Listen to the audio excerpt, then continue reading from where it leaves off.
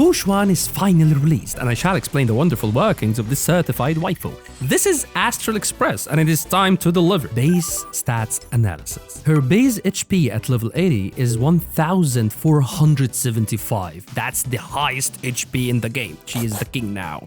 Beating Geopard's at 1397, so this is an obvious tank and an HP lover. She has a 465 base attack at level 80, which is the newest lowest base attack right now. On the other hand, she has a 606 base defense, which matches Fire Trailblazer, being the second highest base defense in the game, falling only behind Geopard 654. So she's not even far off by much, and in my opinion, this already proves her base stats are all over more lucrative than Geopard's. A simple base speed of 100 equal to Destruction, Trailblazer, and Herta. Finally, she is a preservation unit, meaning she has a naturally higher taunt value and a likelihood of getting hit over all other units, even destruction units. Now, it's time to deliver the meat of her kit. Chapter 2. Traces. Her basic deals quantum damage to an enemy scaling off her HP, so it's very basic. The skill is interesting though. She activates Matrix of Presence, which will have teammates redirect 65% of the damage they take to Fu Xuan instead. Note that this percentage is fixed no matter what trace level her skill is at. Also note that this 65% is passed into her regardless of shields. So even if your unit takes some damage but they are shielded, that damage taken will still be passed into Fu Xuan regardless. Which means your unit's shield lasts longer, but you shouldn't play Fu Xuan with a shielder anyway. Unless you just think Geopard or March 7th are cute. Anyway, this effect lasts for 3 turns. While this effect lasts, your teammates gain the knowledge effect. This will increase your teammates' max HP based on a percentage of Fu Xuan's max HP depending on the trace level, which is 6% at level 10. Plus, at that level, her skill can provide your teammates with 12% crit rate. But no other current mitigation units provide buffs like this, and 12% crit rate is a huge increase since crit rate as a stat is not easy to come by. Team-wide buffs in general like this tend to be of high value. If Fu Xuan gets killed, then her matrix will be dispelled, which means all of her current buffs will disappear from the field too. This skill makes her brilliant, so far to be a great sponge for damage. But that alone doesn't stop your team from dying, they just do a lot slower. But what I have still not mentioned to you is what makes her actually a solo sustain unit, and I haven't even mentioned her team-wide CC block yet, which I will also cover in a second, so bear with me. Most of the time, she will be able to get away with using her skill once every 3 turns, especially when you cover her energy needs properly, which I will explore more in my upcoming build guide video. If it's already released, you can just click there. I know Fu Xuan makes plenty of players want to burst, and her burst is lovely. She deals quantum damage to all enemies scaling off her HP, which provides her with 1 trigger count for her talent. And about the talent, well, while Fu Xuan is alive, Misfortune Avoidance is applied to the team. With Misfortune Avoidance, allies will take less damage, which caps at 18% with trace level 10. Think about the Destruction Simulated Universe buff, which reduces the damage your teammates take by 15%. On the other hand, when her max HP falls to a fixed 50% or less, she will restore 90% of the HP she is missing.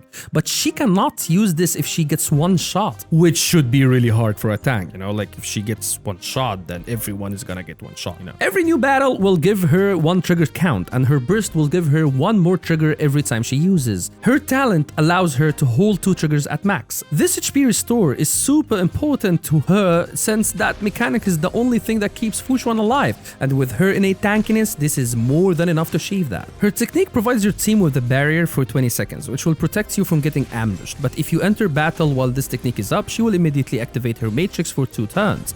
That's a 2-in-1, good for combat and good for getting around. Sounds like a combo. Its A2 will let Fu Xuan regenerate 20 energy every time she uses her skill during her matrix state. Its A4 will have her ult heal her allies by a fixed 5% of her HP plus a flat 133. Listen, this is the very ability that turns Fu Xuan from a damage mitigation unit like Dia into a solo sustain unit for your team. If Dia had a team heal, that unit would be in a whole different spot. Anyway, enough ranting. Now, every time Fu Xuan uses that burst, she will heal herself and your team. It is not completely enough to protect everybody from dying, but with the right gear, you can achieve that, which I cover in the next part. Fu Xuan's A6 protects your teammates from any crowd control, like freeze, imprison, or dominate, once in a matrix duration.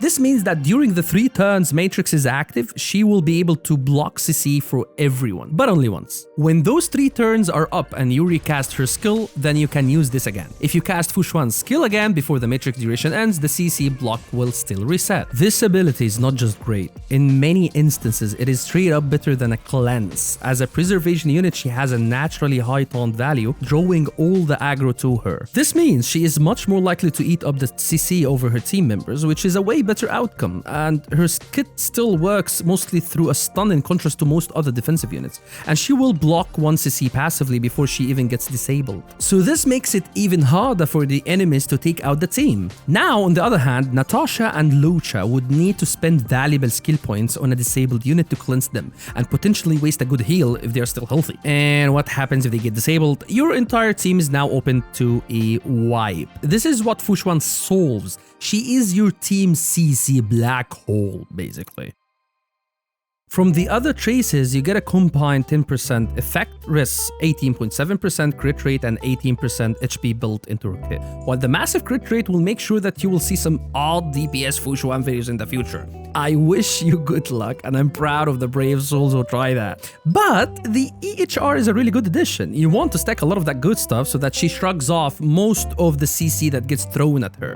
Remember, she is the CC black hole of your team. In terms of her trace priorities, things are pretty much simple with Fu Xuan: skill, talent, basic, burst. I would honestly recommend not bothering with leveling her burst unless you're willing to force her to do some damage, since you mainly only want to use her burst for the sake of her talent trigger counts. You do not need to level it, but let me make something clear. You still are going to use her burst a lot if you want to keep your team alive, but that is all what the burst has to do for most of you.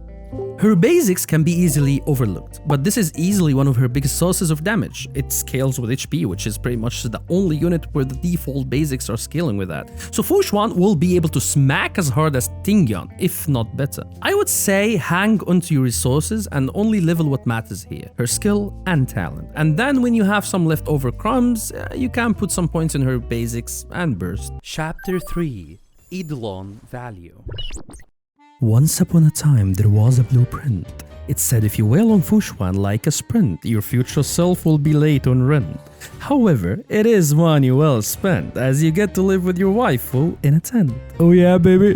E1. This Eidolon is actually pretty great for an E1. It provides a 30% crit damage increase to all your teammates with the knowledge effect. Really cool buff. E2. This Eidolon will prevent your teammates from getting one shot at any point while Matrix is active, and everyone will restore a fixed 70% of their max HP. While this is good in a pinch, it will only be usable once per battle. E3. Upgrades her skill and talent levels by +2. A welcome upgrade to these abilities. E4, when other enemies get attacked during Matrix's uptime, Fu Xuan regenerates 5 energy. Pretty simple stuff. E5 upgrades her ultimate levels by +2 and her basic level by +1. Not a huge deal, but a welcome increase nonetheless. E6. Once Fu Xuan uses her Matrix effect, a tally will be kept of all the total HP lost by your team during the battle. Fu Xuan's ult damage will increase by 200% of this HP lost tally. That tally is capped out at 120% of Fu Xuan's max HP, and the tally will reset and start again after you use Fu Xuan's ultimate, which would be an incentive to leveling her burst more. For vertical investment, I would get her E1 first, since it's such a high value team-wide buff. It is a cheap Eidolon, and you already have an array of competitive options for her light cone, but after that, sure, go for her light cone. Then pick up E2. If you're not satisfied, go all the way up to E6 and then pick up S5. What is interesting about her Eidolon lineup is that her E6 unlocks a new kind of side to Fu Xuan, turning her from a tank with mild healing and buffing to a sub-DPS with excellent healing and buffing.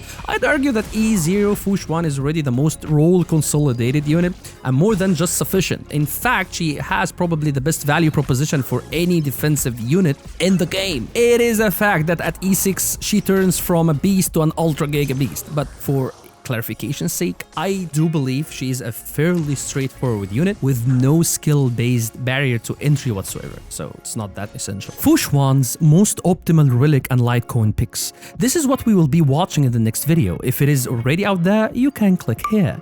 Thank you for accepting our delivery. Like, subscribe, and ask me in the comments and I shall deliver. Mic out.